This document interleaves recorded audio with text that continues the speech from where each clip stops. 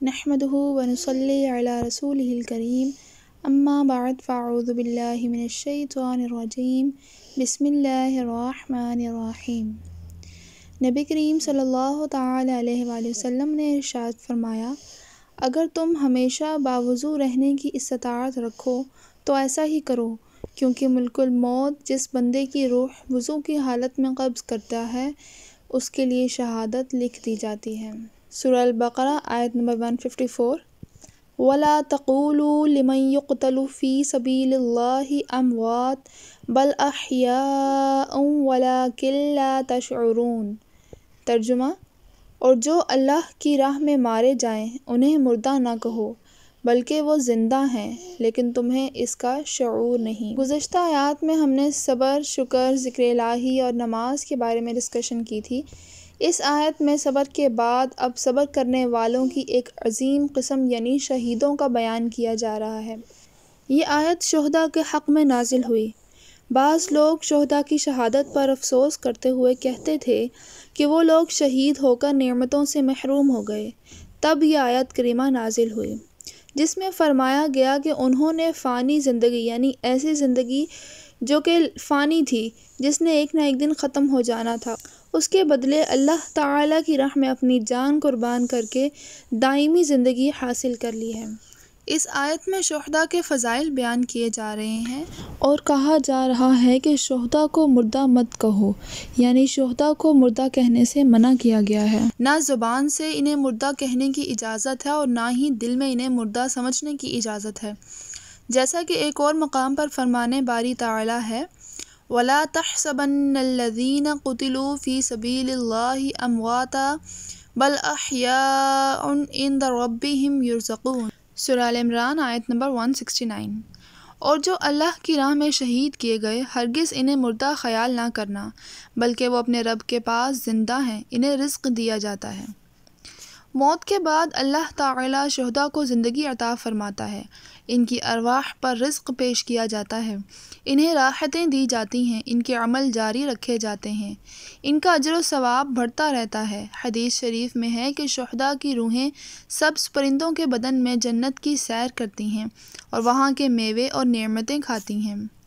حضرت انس بن مالک رضی اللہ تعالی عنہ سے روایت ہے کہ نبی کریم صلی اللہ تعالی علیہ وآلہ وسلم نے ارشاد فرمایا، اہل جنت میں سے ایک شخص کو لایا جائے گا تو اللہ تعالیٰ اس سے فرمائے گا، اے ابن آدم، تو نے اپنی منزل اور مقام کو کیسا پایا؟ وہ عرض کرے گا، اے میرے رب عز و جل، میری منزل بہت ہی اچھی ہے۔ اللہ تعالیٰ فرمائے گا، تو مانگ اور کوئی تمنا کر۔ وہ عرض کرے گا، میں تجھ سے اتنا سوال کرتا ہوں کہ تو مجھے دنیا کی طرف لوٹا دے اور میں 10 مرتبہ تیری راہ میں شہید کیا جاؤں۔ وہ یہ سوال اس لیے کرے گا کیونکہ اس نے شہادت کی فضیلت ملاحظہ کر لی ہوگی۔ شہید در حقیقت وہ مسلمان مکلف طاہر ہے جو تیز ہتھیار سے ظلماً مارا گیا ہو اور اس کے قتل سے مال بھی واجب نہ ہوا ہو، یا مارکہ جنگ میں مردہ یا زخمی پایا ہو اور اس نے کچھ آسائش نہ پائی ہو۔ اس پر دنیا میں یہ احکام ہے کہ نہ اس کو غسل دیا جائے اور نہ ہی اس کے کفن کا کوئی انتظام کیا جائے، اسے اس کے کپڑوں میں ہی رکھا جائے، اسی طرح اس پر نماز جنازہ پڑھا جائے اور اسی حالت میں اس کو دفن کر دیا جائے۔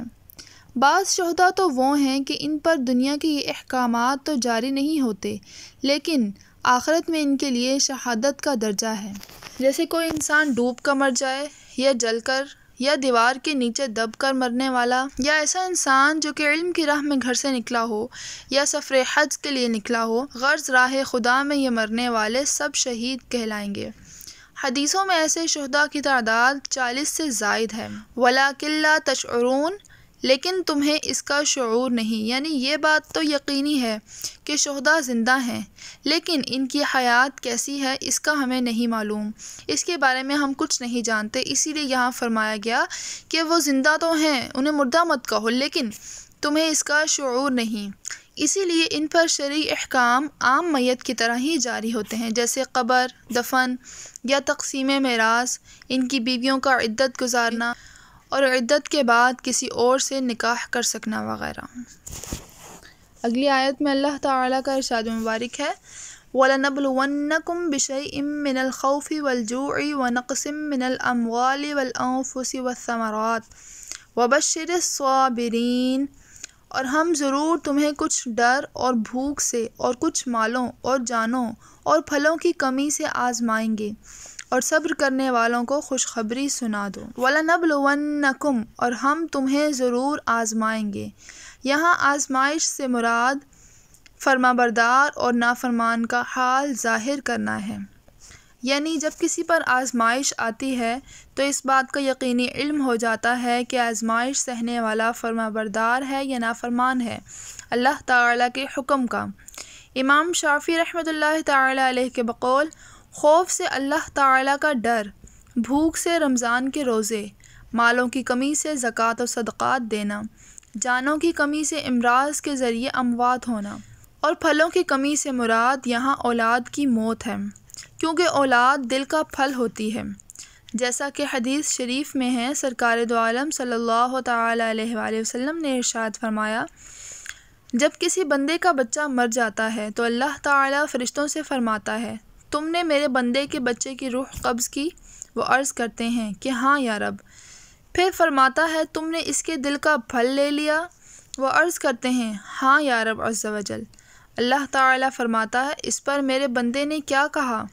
فرشتے عرض کرتے ہیں، اس نے تیری حمد کی اور کہا انا للہ و انا الیہ راجعون۔ اللہ تعالیٰ فرماتا ہے، اس کے لیے جنت میں مکان بناؤ اور اس کا نام بیت الحمد رکھو، یعنی ایسے لوگوں کا ذکر ہے جو کہ صبر کرتے ہیں اور اللہ تعالیٰ کی رضا میں راضی رہتے ہیں، کوئی بھی شکوہ کسی بھی حالت میں اللہ تعالیٰ سے نہیں کرتے اور ہمیشہ اس کی رضا پر راضی رہتے ہیں اور الحمدللہ کہتے ہیں۔ ہم سب جانتے ہیں کہ زندگی میں قدم قدم پر آزمائشیں ہیں، اللہ تعالیٰ اپنے نیک بندوں کو ہی آزمائشوں میں ڈالتا ہے، کبھی مرض سے، کبھی جان و مال کی کمی سے، کبھی دل میں دشمن کا خوف پیدا کر کے، کبھی کسی اور نقصان سے، کبھی آفات اور بلیات سے، اور کبھی نت نئے فتنوں سے آزماتا ہے۔ اور راہ دین اور تبلیغ دین تو خصوصاً ایسے راستے ہیں جن میں ہر قدم پر ہی آزمائشیں ملیں گی، اسی سے فرمانبردار اور نافرمان لوگ نمودار ہوتے ہیں، اور ایسے لوگوں کا بھی پتہ چلتا ہے کہ کون لوگ محبت میں سچے ہیں، جو کہ واقعی محبت کرتے ہیں یا پھر محبت کے صرف دعوے کرتے ہیں۔ ہمیں صبر کی کئی مثالیں دیکھنے کو ملتی ہیں، مثلاً حضرت نوح علیہ السلام پر اکثر قوم کا ایمان نہ لانا، حضرت ابراہیم علیہ السلام کا آگ میں ڈالا جانا، فرزند کو قربان کرنا، حضرت ایوب علیہ السلام کو بیماری میں مبتلا کیا جانا، ان کی اولاد اور اموال کو ختم کر دیا جانا، حضرت عیسیٰ علیہ السلام کا ستایا جانا، اور انبیاء کرام علیہ السلام کا شہید کیا جانا، یہ سب کی سب آزمائشوں اور صبر کی ہی مثالیں ہیں،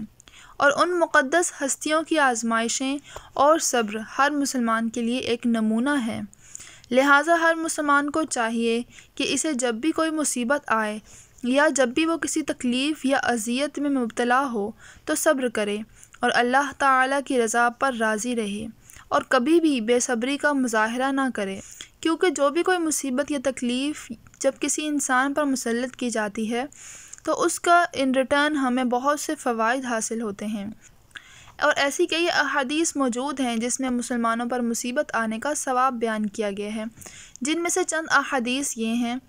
حضرت ابو ہریرہ رضی اللہ تعالیٰ عنہ سے روایت ہے کہ آپ صلی اللہ تعالیٰ علیہ وآلہ وسلم نے ارشاد فرمایا، اللہ تعالیٰ جس کے ساتھ بھلائی کا ارادہ فرماتا ہے تو اسے تکالیف میں مبتلا کرتا ہے۔ اسی طرح حضرت ابو سعید خدری اور حضرت ابو ہریرہ رضی اللہ تعالیٰ عنہما سے مروی ہے، حضور اقدس صلی اللہ تعالیٰ علیہ وآلہ وسلم نے ارشاد فرمایا، مسلمان کو جو تکلیف، رنج، ملال اور اذیت و غم پہنچے، یہاں تک کہ اس کے پیر میں کوئی کانٹا ہی چبھے، تو اللہ تعالیٰ ان کے سبب اس کے گناہ مٹا دیتا ہے، سبحان اللہ۔ حضرت ابو ہریرہ رضی اللہ تعالیٰ عنہ سے روایت ہے، آپ صلی اللہ تعالیٰ علیہ وآلہ وسلم نے ارشاد فرمایا، مسلمان مرد اور عورت کے جان و مال اور اولاد میں ہمیشہ مصیبت رہتی ہے، یہاں تک کہ وہ اللہ تعالیٰ سے اس حال میں ملتا ہے کہ اس پر کوئی گناہ نہیں ہوتا۔ حضرت جابر رضی اللہ تعالیٰ عنہ سے روایت ہے، آپ صلی اللہ تعالیٰ علیہ وآلہ وسلم نے ارشاد فرمایا، قیامت کے دن جب مصیبت زدہ لوگوں کو ثواب دیا جائے گا تو آرام و سکون والا تمنا کریں گے کاش دنیا میں ان کی کھالیں کینچیوں سے کاٹ دی گئی ہوتی۔ اللہ اکبر۔ آیت نمبر 156 میں ارشاد ہوتا ہے الذین اذا اصابتہم مصیبۃ قالوا انا للہ وانا الیہ راجعون۔ وہ لوگ کہ جب ان پر کوئی مصیبت آتی ہے تو کہتے ہیں ہم اللہ ہی کے ہیں اور ہم اسی کی طرف لوٹنے والے ہیں۔ الذین اذا اصابتہم مصیبۃ، وہ لوگ کہ جب ان پر کوئی مصیبت آتی ہے۔ اس سے پہلی آیت میں مصیبتوں پر صبر کرنے والوں کو جنت کی بشارت دی گئی، اور اس آیت میں بتایا جا رہا ہے کہ صبر کرنے والے وہ لوگ ہیں کہ جب ان پر کوئی مصیبت آتی ہے تو وہ کہتے ہیں ہم اللہ تعالیٰ ہی کے مملوک اور اسی کے بندے ہیں، وہ ہمارے ساتھ جو چاہے کرے اور آخرت میں ہمیں اسی کی طرف لوٹ کر جانا ہے۔ احادیث میں مصیبت کے وقت انا للہ و انا الیہ راجعون پڑھنے کے بہت فضائل بیان کیے گئے ہیں، جن میں سے چند فضائل میں آپ کے ساتھ شیئر کروں گی۔ ام المؤمنین حضرت ام سلمہ رضی اللہ تعالی عنہما فرماتی ہیں میں نے سید المرسلین صلی اللہ تعالی علیہ وآلہ وسلم کو یہ فرماتے ہوئے سنا کہ جس مسلمان پر کوئی مصیبت آئے اور وہ اللہ تعالیٰ کے حکم کے مطابق انا للہ و انا الیہ راجعون پڑھے اور یہ دعا کرے اللہم اجرنی فی مصیبتی و اخلف لی خیرا منہا، اے اللہ میری اس مصیبت پر مجھے اجر عطا فرما اور مجھے اس کا بہتر بدل عطا فرما، تو اللہ تعالیٰ اس سے بہتر بدل عطا فرمائے گا۔ حضرت ام سلمہ رضی اللہ تعالی عنہ فرماتی ہیں جب حضرت ابو سلمہ رضی اللہ تعالی عنہ فوت ہو گئے تو میں نے سوچا کہ مسلمانوں میں حضرت ابو سلمہ رضی اللہ تعالی عنہ سے بہتر کون ہوگا، وہ تو پہلے گھر والے ہیں جنہوں نے حضور پر نور صلی اللہ تعالی علیہ وآلہ وسلم کی طرف ہجرت کی۔ بہرحال میں نے یہ دعا کہہ لی، چنانچہ اللہ تعالیٰ نے اس کے بدلے مجھے آپ صلی اللہ تعالی علیہ وآلہ وسلم عطا فرما دیے، جو کہ حضرت ابو سلمہ رضی اللہ تعالی عنہ سے بہت بہتر تھے۔ امام حسین بن علی رضی اللہ تعالی عنہ سے روایت ہے حضور پر نور صلی اللہ تعالی علیہ وآلہ وسلم نے ارشاد فرمایا جس مسلمان مرد یا عورت پر کوئی مصیبت پہنچی اور وہ اسے یاد کر کے انا للہ و انا الیہ راجعون کہے، اگرچہ مصیبت کا زمانہ دراز ہو گیا ہو تو اللہ تعالیٰ اس پر نیا ثواب عطا فرماتا ہے اور ویسا ہی ثواب دیتا ہے جیسا اس دن دیا تھا جس دن مصیبت پہنچی تھی۔ اسی طرح ایک مرتبہ نبی کریم صلی اللہ تعالی علیہ وآلہ وسلم کا چراغ بجھ گیا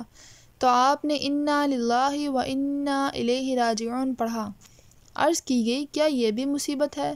ارشاد فرمایا گیا جی ہاں، اور ہر وہ چیز جو مومن کو اذیت دے وہ اس کے لیے مصیبت ہے اور اس پر اجر ہے۔ ایک اور حدیث شریف میں ہے کہ مصیبت کے وقت انا للہ و انا الیہ راجعون پڑھنا رحمت الہی کا سبب ہوتا ہے۔ حضرت عبداللہ بن عباس رضی اللہ تعالی عنہما سے روایت ہے کہ نبی کریم صلی اللہ تعالی علیہ وآلہ وسلم نے ارشاد فرمایا میری امت کو ایک ایسی چیز دی گئی ہے جو پہلی امتوں میں سے کسی کو نہیں دی گئی، وہ چیز مصیبت کے وقت انا للہ و انا الیہ راجعون پڑھنا ہے۔ سبحان اللہ۔ ہمارے ہاں ایکچولی یہ کانسیپٹ ہے کہ جب کسی کے ہاں کوئی انسان فوت ہو جاتا ہے تو تب انا للہ و انا الیہ راجعون پڑھا جاتا ہے، جبکہ ہم نہیں جانتے کہ قرآن ہم سے کیا کہتا ہے۔ قرآن ہم سے کہتا ہے کہ جب بھی کوئی مصیبت آئے، مصیبت چاہے چھوٹی ہو یا بڑی ہو، تو ہمیں کیا پڑھنا ہے؟ ہمیں یہ دعا پڑھنی ہے انا للہ و انا الیہ راجعون، کیونکہ اس کے پڑھنے سے اللہ تعالیٰ کی رحمت ہم پر نازل ہوگی اور وقت کے ساتھ تو مصیبت انشاءاللہ ٹل جائے گی، لیکن اس کے بدلے ہمیں بہترین اجر و ثواب بھی مل جائے گا۔